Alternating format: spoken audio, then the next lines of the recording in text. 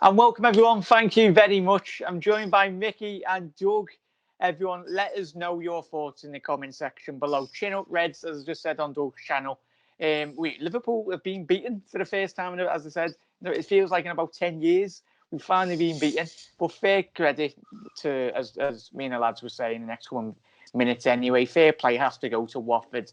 Absolutely superb. Saw Mane's mate absolutely terrorised Liverpool's back line. And really, Doug and Mickey, we finally got beaten. But I know, but we'll talk about Watford's display. Mickey, start with you. What was your opinions on Watford's performance tonight, mate?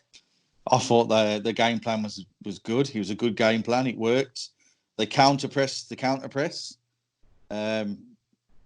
We had a bit of an offish day. They were absolutely on song. Everything they touched turned to gold. They deserved a win. Fair play to them. 3-0 flattered us a little bit because it should have been more. We were that bad at the back. So Yeah. I think he should have been 4. Sarr wasn't lucky not to get a hat-trick. Fair play to Pearson. He had a game plan and it worked. He's been unlucky in a few of his last results. His team has played well since he's took over. He's a good manager, and I wish him all the success in the future because he has turned Watford from the worst side in the Premier League, which they was when he took over, to now a side that's more than capable of staying up and next season challenging for mid-table, if not the Europa League spots. Yeah, absolutely spot on there, mate. As obviously Pearson's impact on Watford, I think they won like 4 of the first 5 games you were in charge. He kind of went off the boil, but as I said on your video, Doug, everyone check that out on Doug's channel. We're doing a post match on there. But it was a great impact. The performance from Watford. I think this could be. Do you reckon this could be the catalyst really for them to potentially stay up, because it's very tight there in the bottom 3 in the Premier League. I mean, it's been that kind of weekend, isn't it? It's been, Norwich beating Leicester, Watford beating us. We could potentially see Aston Villa beat Man City. Okay, that's probably unlikely, but you never know. No, Watford were terrific today. Ismaila Sarr was just incredible. Troy Deeney was very, very good. Best wishes to Deulofeu as well, because in that for the first 40 minutes he had Trent Alexander-Arnold on toast. He really did. He was probably their bigger threat as well. But to be honest with you, I think a loss has been coming, and I think, as I said at the start of my match reaction, the main thing about this season was the league. Everything else was a bonus. So basically, look ahead to Chelsea, look ahead to Atletico. Yes, today has been an off day. Obviously, we all know about you-know-who, which we will come to. But to be honest, credit to Watford. Hats off to them. Pearson's done a fantastic job. And like you say, they've got some winnable games at home, especially with the way Leicester are playing at this present moment in time. Watford don't fancy their chances against Leicester. Yeah, definitely, mate. It's remarkable, their performance. I don't want to be sitting here and saying, yeah, Liverpool had their off day. I think it's very rare that does happen. Don't get me wrong. We've coasted through this season, usually we found something in the back of the engine room anyway. We've always found something. But tonight was another game, not another game, but a game that really Liverpool come up unstuck, really. And there's not many times you say that. Obviously, I think it was third loss in about a year and a half or something. But yeah, Mickey, in terms of, obviously, you've got to talk about them. Dejan Lovren, I think, as well as Liverpool's overall performance, wasn't good enough. But I think you'll probably see and read and comment and everything. I think he will be the main talking point, because some of those goals were absolutely shocking that Liverpool conceded tonight, mate. Ready? Yeah, he was a big factor in Liverpool getting smashed. I think Watford would have won anyway if Gomez had played. I still think they would have won because they were the better team, but it wouldn't have been 3-0. Listen, I said last year, Liverpool need to ship out Mignolet. They need to ship out Moreno. They've done it. I think he's next on the list. He's one of the old guard. He was never good enough. He's a cult figure. We seem to listen. We stick by players. by all. The majority of the Liverpool-based football players, apart from some of the keyboard warriors who batter him every time. I'm trying not to batter him, but I can't help it because at the end of the day, he was, I'm going to say, rubbish today. Yeah. He caused panic. Yeah, absolutely spot on there, mate. It was a nervousness. I think I was probably, you could see that on telly. You don't even have to be a Jurgen Klopp philosophy knowledge anyway to have that. You just looked at that. I think even my mum, when she was watching the game, she was like, "What's he doing?" When she was watching the game, she was like, she was like, "This isn't like Liverpool." I was like, "Yeah, it's not like Liverpool," because there was nervousness, as Mickey's just said then, Doug. It spread throughout the whole of the team. It affected even our forward plays tonight. It was very disjointed, mate. But I think in terms of, what was your thoughts on Liverpool's overall defensive performance? Not just to pick out Lovren, but in terms of the overall defensive display from the team tonight. Defensively, an absolute shambles. Trent Alexander-Arnold obviously makes that mistake for the third goal. Yes, he was on the end of two really bad tackles. I mean, the one from Dini in the first half was awful. Then obviously the other one from Firmino wasn't too good either. But no, not taking anything away from Watford. They attacked us really, really well. Their game plan was very, very good as well. Obviously, they started with 4-5-1.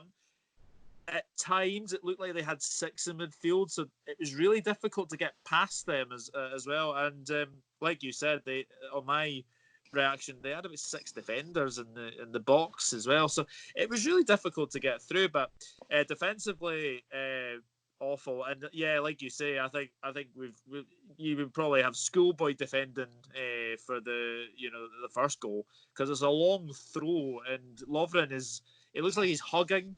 Looks like he's hugging Dini. I think he wanted a big hug off Troy in that box. Yeah.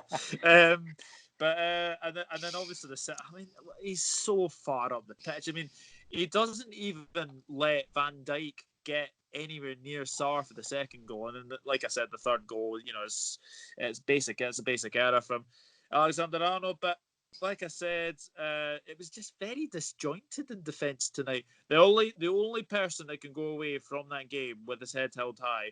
Okay, there are probably two. Andy Robertson kept going down that left. He had one chance. Obviously, a good save from Foster, which was the only save he made. And Van Dijk, who I thought was a colossus at the back again. Yes, there were, but he would have got to. He nearly got to Dini's third. He got to nearly a Dini's goal. So yeah, Van Dijk and Robertson are the only ones that can really go away from that defensive disaster class from Lovren. Yeah, in terms of the midfield, Mickey, obviously we've seen it against West Ham. The midfield, we mentioned the disjointedness in terms of the overall team. It was and considering how compact Watford were, they were absolutely fantastic. You were looking to really one of those midfield players really to get on the ball, dictate the play tonight, and really, as I said, we spoke on Doug's channel. It was just evidence for how much Jordan Henderson's missed in terms of that, mate. It was a game that Henderson has done over the last 2 years. He grabbed the game by the scruff of the neck and drive this Liverpool team on tonight. But we had Millie in the stands as well as Jordan in the stands as well, didn't we, mate? Yeah, I mean, we definitely miss Endo. We've missed Endo the last couple of games. You can see it clearly. I mean, we were fortunate to come away West Ham with 3 points. I know we did it in the end, and everyone says, yeah, the dig deep kind of stuff. But Henderson's a big miss, and there's a lot of people out there who don't like Henderson and think he's rubbish. Well, the evidence is there to say that he's the opposite. And if you know anything about football, you know Jordan Henderson is a vital, important cog in Liverpool's wheel. I think they got outmanned, outpowered, looked disjointed. The only time our midfield looked any good was when Lallana come on. Yeah. So. Yeah, they had the likes of Capoue, Hughes, the ex-Derby lad anyway.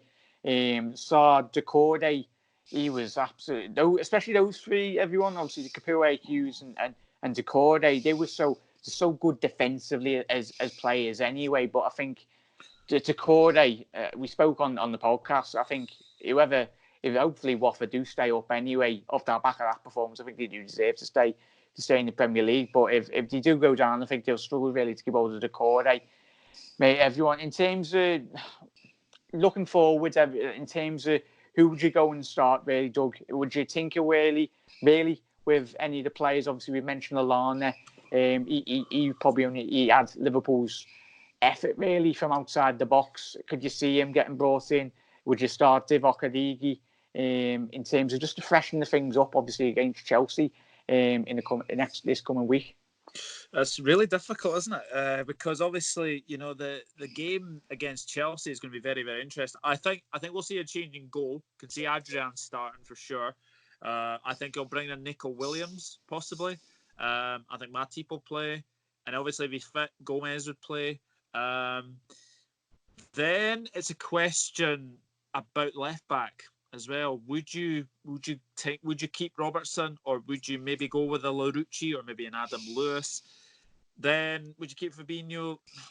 I think Lallana will start at the 6, and then I think if he's fit, Milner will come in, and then Curtis Jones will come in, and then I think the front 3 will probably be Minamino, Origi, maybe Harvey Elliott, maybe Xherdan Shaqiri if he's fit. So I think we'll see a lot of changes. I think we'll see a lot of changes in the starting 11, and I think we'll have a very strong bench going away to Chelsea. Yeah, nice. Well, it's mad. It's everyone cheering up. I know everyone's probably on social media. I can already hear everyone even before the video's been uploaded. But everyone, come on, we're absolutely flying in the Premier League. But Mickey, it's mad, isn't it? We've lost the game of football. It almost felt weird to see Liverpool getting beat. But in terms of it was a slap to reality, wasn't it, mate? Obviously tonight's performance, I think, as I said on Doug's channel, it was a good kick up the backside that this Liverpool team needed, mate, wasn't it? Yeah, to be honest, mate, it's how you measure a good side, right? In the past, good sides don't lose 2 games in a row. So this puts a lot more importance now. Now I know we were going for the unbeaten record in the Premier League. Now this puts more importance on the FA Cup.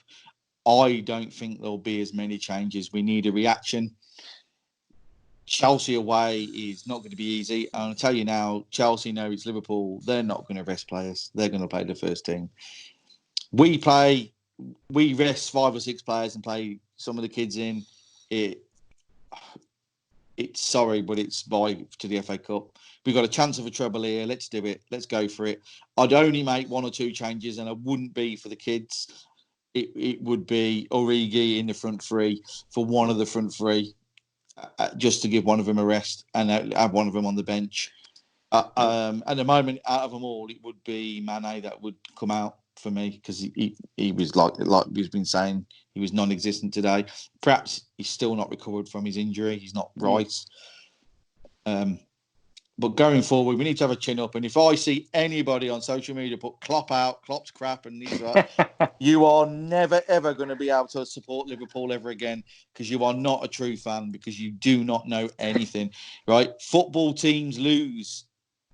Yeah, it's impossible to go. You can't win every game forever. It's impossible. Stop losing your head. Chin up.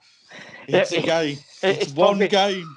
I think if you go back on those accounts on Twitter or Instagram or whatnot, they probably had a Manchester City or Chelsea badge as their profile picture anyway.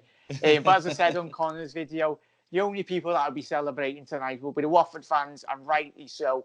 Absolutely superb. If there's any Watford fans in there, hope you stay up anyway in the comment section below, because full credit, absolute battered us tonight. Yeah. And the only people that will be celebrating will be the Arsenal fans tonight, because obviously their unbeaten magical trophy is still unbeaten anyway, and it will be continue to do anyway. But it was a great record, but obviously we got a lot more league titles than Arsenal, and we're fingers crossed. It was a big kick up the backside that we needed, and I think that, as Mickey said, the Reds will react absolutely to the nail. Quickly touch on the statistics, everyone, before we do shoot off. Liverpool dominated proceedings with registering 71% possession to Watford's 29%. That just highlights how well Watford done when they had the ball. They knew what their game plan was, but they attacked absolutely amazing. Watford goal attempts 14 to Liverpool's 7. Watford had 5 shots on target, with Liverpool's only shot on target with 1. And absolutely batters all around the pitch. But nice one, lads. The Doug Football Channel Doug's channel link is in the comment section below. Me and Mickey done a post-match reaction show, so head over there, subscribe to Doug's channel, and I'll leave Mickey's Twitter in the description anyway. But nice one, lads, for coming on. Not the result we wanted, but thank you very much for taking your time out of your weekend to come on. Heads up, Reds. Heads up. We are Liverpool. Remember that. Sha la la la la. Poetry in motion. We'll be out running against the Chelsea, and I think you'll see the absolute superb reaction from our mighty Reds, everyone. Try and enjoy your weekend. As we said before, hopefully the Villa can win against City, because I tell you, that will shut up the City fans down, won't it? But everyone, have a quality rest of your night. Lads, have a lovely night, and thank you for coming on. You'll never walk alone. See you later, everyone. See you tomorrow. Come on, Liverpool.